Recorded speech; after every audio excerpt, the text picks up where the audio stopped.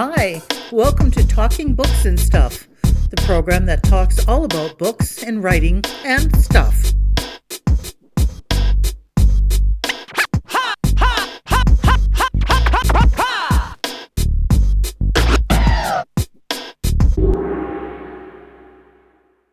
Here's your host, Dennis Rimmer. Hey there, just before we get into the podcast, a quick reminder, we could use your financial help. Please support us on Patreon so we can keep on keeping on. Check the Patreon links to donate. Hope you enjoy this episode. And hello again, welcome back to Talking Books and Writing and Stuff. And this is Dennis Rimmer. With us on the line today we have Mary Joyce. Mary is calling from, actually I'm calling her from way down there. I think it's in one of the Carolinas. And we're going to talk about books and writing and stuff such as sky ships over cashiers, ancient box-shaped ruins on Mars perhaps, Bigfoot, Sasquatch, UFOs, all sorts of interesting stuff that sometimes kind of escapes the mainstream media. So, without any further fooling around, Mary Joyce, hello and welcome to Talking Books. Thank you. I have to tell you right off the bat that many years ago I worked for Texas Instruments, and I was in charge of coordinating the art and printing for Talking Children's Books. So you brought back a whole bunch of memories just with the name of your show. Oh, Talking Books. Well, we kind of thought it was a special, unique name, and then we found out there's about, 15 other ones out there. So we kind of... I was working for a computer type company, and so they had what they called magic wands, so the little kids could stroke across a barcode and the books would literally talk for them. So it was a whole different market than the one you're addressing. Right. So actually, where are you? You're in Cashiers. Is that North Carolina or South Carolina? I'm in the mountains of western North Carolina. Okay. And what caught my attention, Mary Joyce, was when I saw a website, Sky Ships Over Cashiers. So maybe we'll jump right into the middle of things and ask about that. What exactly is that and what does that mean? And then maybe we'll get into a bit of your own personal history. So tell me, what are Sky Ships Over Cashiers? All right, Sky Ships is another word for UFOs. And Cashiers is a mountaintop community here in the mountains of western North Carolina. And there were just lots and lots of UFOs being seen over that town. And so we started, just with that in mind. That was back in 2008. Since then, it has grown into so much more than that. We cover Mars and Antarctica and, all health issues and underground facilities, just a whole bunch of things. And basically, I used to be a newspaper editor, and I guess I've really just continued that. So anything that kind of catches my attention and curiosity that goes beyond what you normally see in the media, I like to investigate and find out about it. So where did your story begin? Where were you born and raised? Oh, I don't know if that has anything at all to do with it at all. I was born in Ohio, which is in the middle part of the U.S., and when I was younger, I did travel some with my family, lived out there just south of Saskatchewan in northern Montana when I was a preschooler, and then most of my childhood was in Minnesota, and then I went on and went to college and much of my adult life in Michigan. But jobs have taken me everywhere. I mean, when I worked for Texas Instruments, I was out in Texas, and from there I would fly to different places where the book publishing companies were located. So how did all of that end up developing in you an interest in the, we'll call it the sky ships and the phenomenon of sort of what they hinted at in the X-Files TV show and things like that? It's sort of off the wall for a lot of people. Sure, it would be. The reason that it actually started, the impetus for it, was a friend of mine who lives up the mountain in Cashiers. I'm like 30 minutes away down toward the bottom of the mountain. And I got a call from her, and she was all excited, and her 8-year-old daughter had been out snapping pictures of the sky. The reason she was doing that was the night before, a low flying UFO hovered over their backyard and lit up the backyard. So the adults in the house were talking about this, and the 8-year-old got very interested. Well, she's just snapping away, and when they got back home, they saw a perfect saucer-shaped UFO smack in the middle of the sun. And so they gave me a call. You got to come up and see this. And then we became aware of so many UFOs being seen over that mountaintop community and in other areas in the mountains around here. And that is actually what spurred on the idea of this website. And now, does that mean that your area is what you would call a hot spot for this type of event? Well, I moved here from Florida about 20 years ago. Didn't know anything special about it except I love the mountains. And we have underground bases, we have Bigfoot, we have Cherokee Little People, just a whole slew of kind of unusual things. So I guess I moved right into a place with a lot of stories to find. I mean, they even had giant skeletons that were in the forensic storage area at the university here, which is Western Carolina University.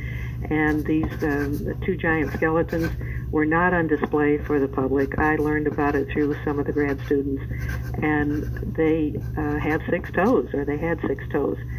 In, I think, about 2017, I'm not sure the date, the university sent all of that to the Smithsonian, and it will probably be lost in their closets forever. But so at one time there were giants in this area. Now, giants, what size would these be in terms that we could relate to today?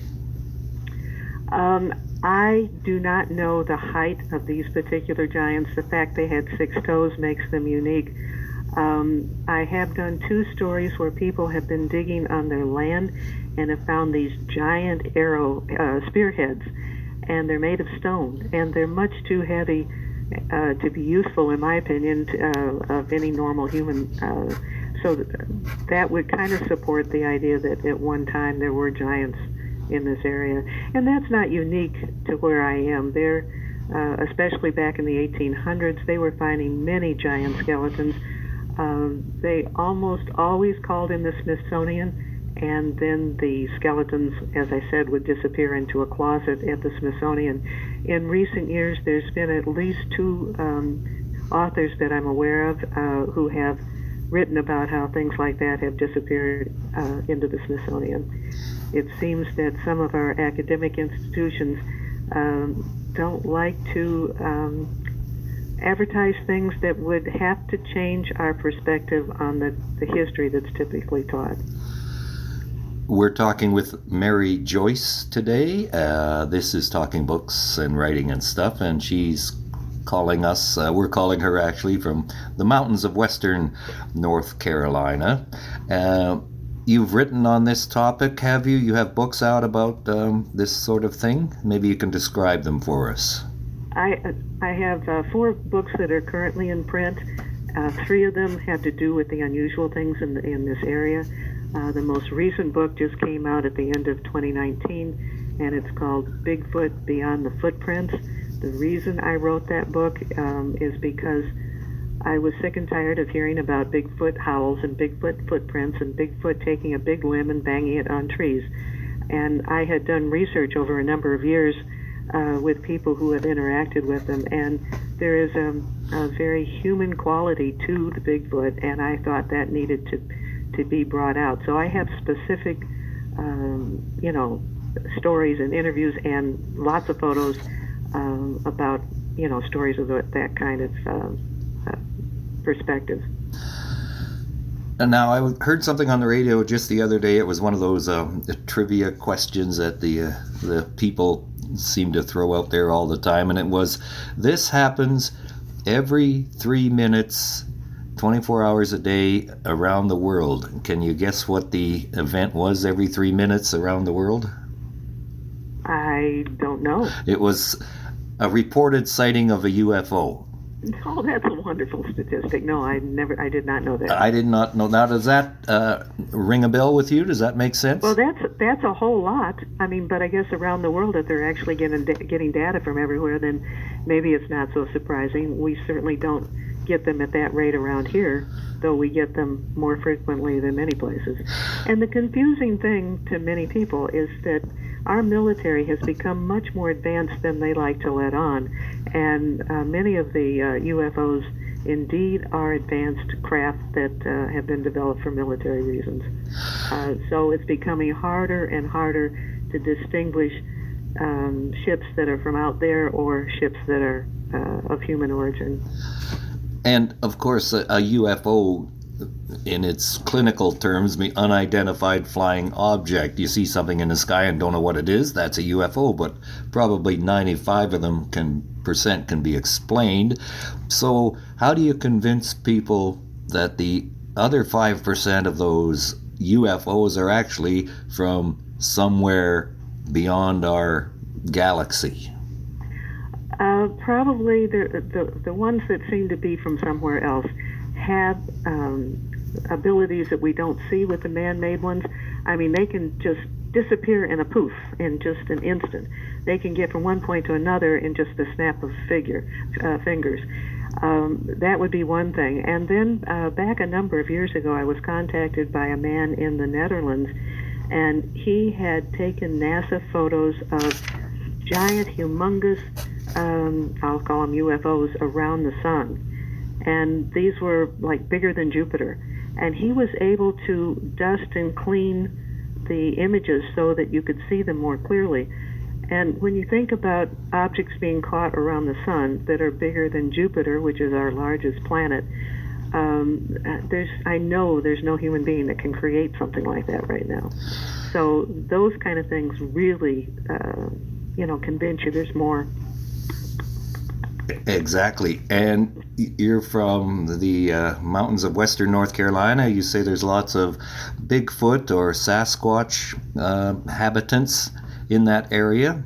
It's also a big northwest U.S., southern BC, British Columbia, Canadian kind of thing. Are these creatures everywhere, or are they in certain areas, do you think? There are creatures like this that are found around the world. For the most part, they tend to be in wooded areas, more isolated areas. The mountains are real popular, though at the same time down in Florida they have Bigfoot that tend to be a little bit smaller, and they call them skunk apes because they smell. So the size down there is smaller. We tend to get more the medium-sized range, and I think you have the largest ones out there in the Rocky Mountains of the West.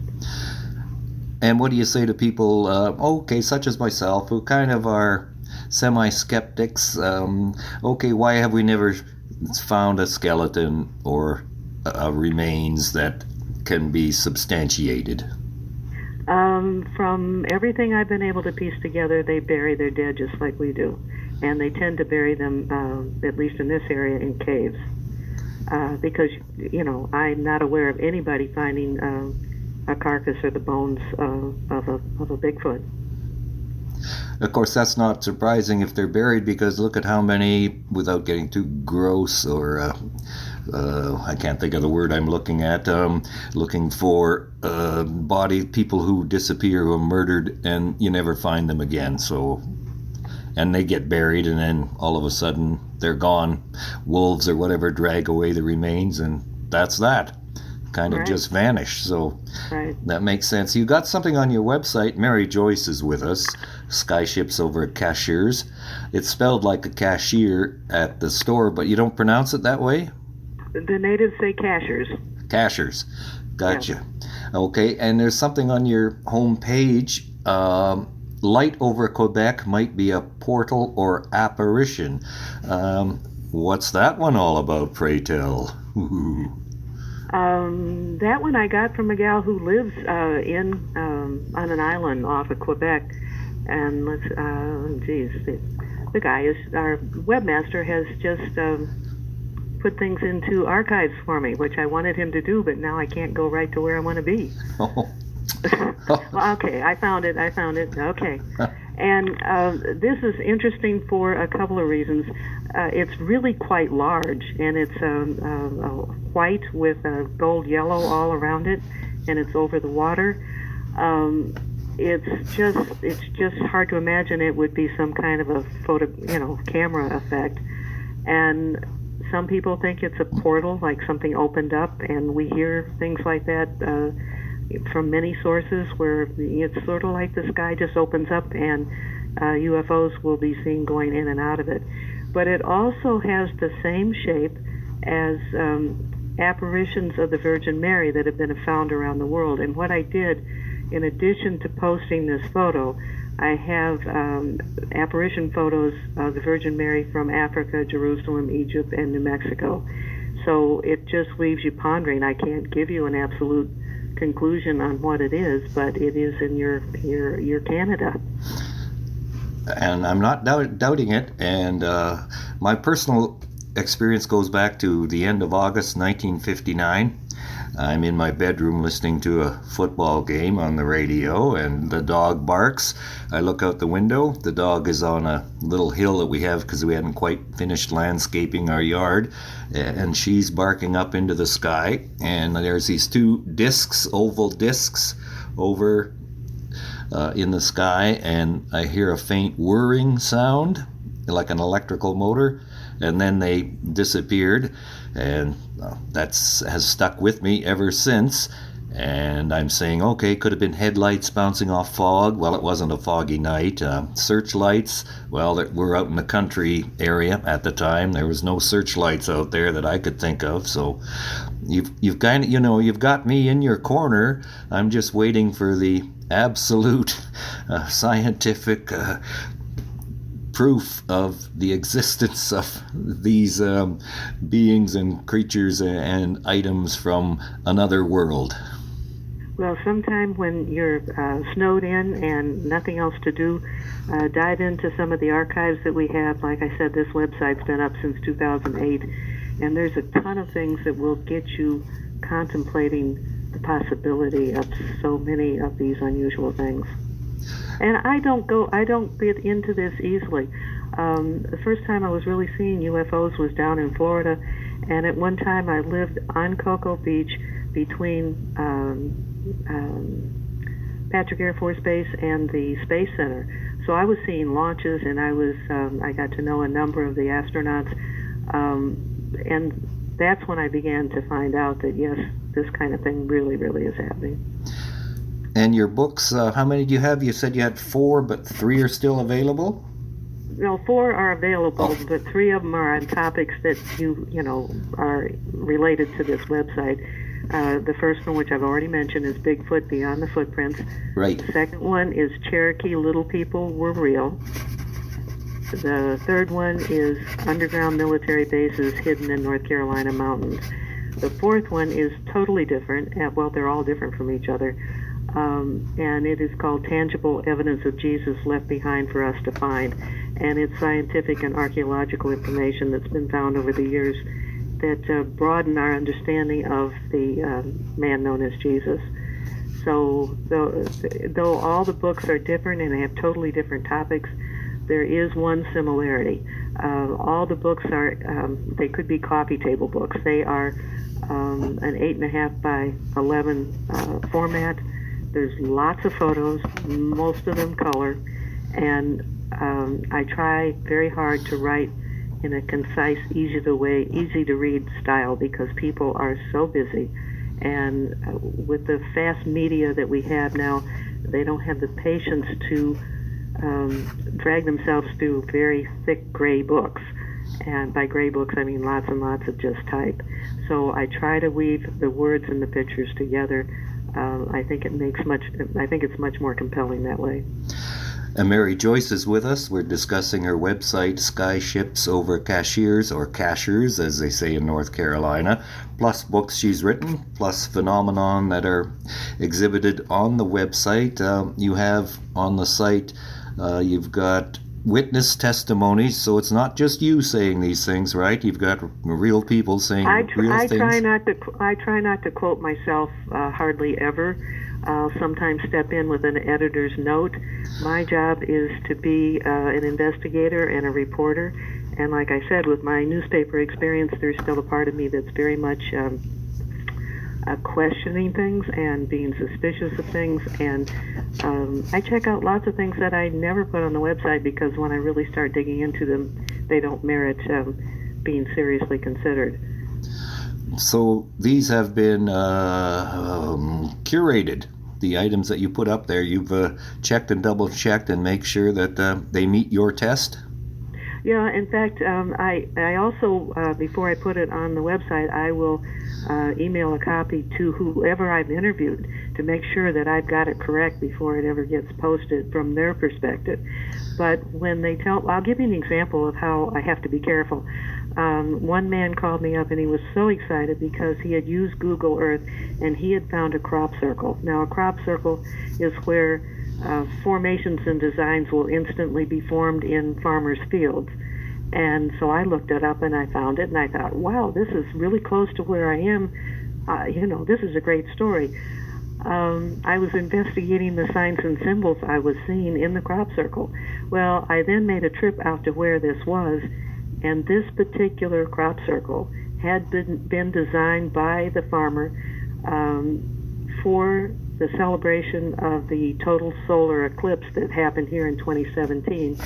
And he had, every fall, he has some kind of a maze for the public to go through, and what we were seeing was the remnants of that maze, and it was very intricate. So that couldn't be a story. Right. Okay. But it sure sounded like a story at the beginning. It sounded like it would fit your site, and yet it was what a guy put up as a public attraction. So it was, yes. Correct. It didn't have any extraterrestrial origins. No, not a bit. Too bad. I know. But that's just an example of how you really have to dig into things before, at least I feel like I have to do that before I put stuff on the website. And before we wrap up a bit here, Mary Joyce, what's the website exactly again, please? All right. The first words are real easy. It's skyshipsovercashers.com. Cashers is Cashhiers. Most likely, if you get Skyships Over typed into your computer, it'll probably come up. And then from there, we can find pretty much everything else we've been discussing today.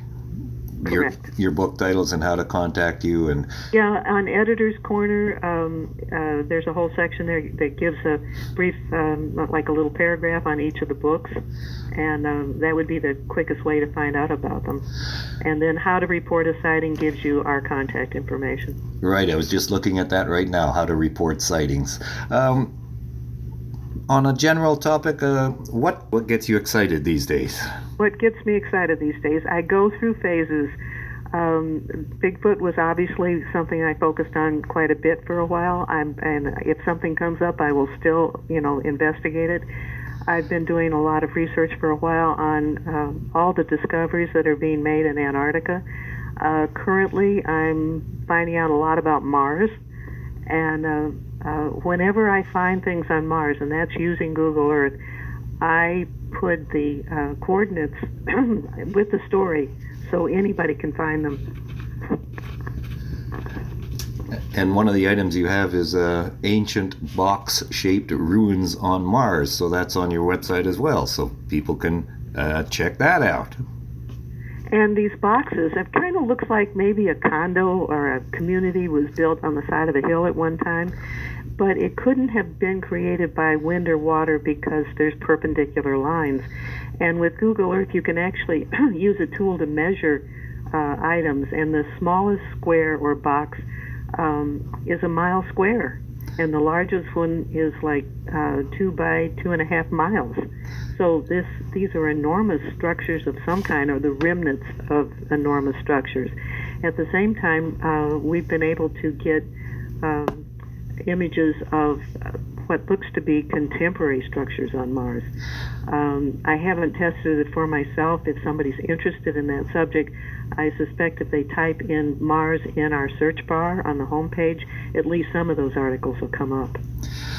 Thank you very much. We've been with Mary Joyce today from North Carolina. Sky Ships Over Cashiers is the website.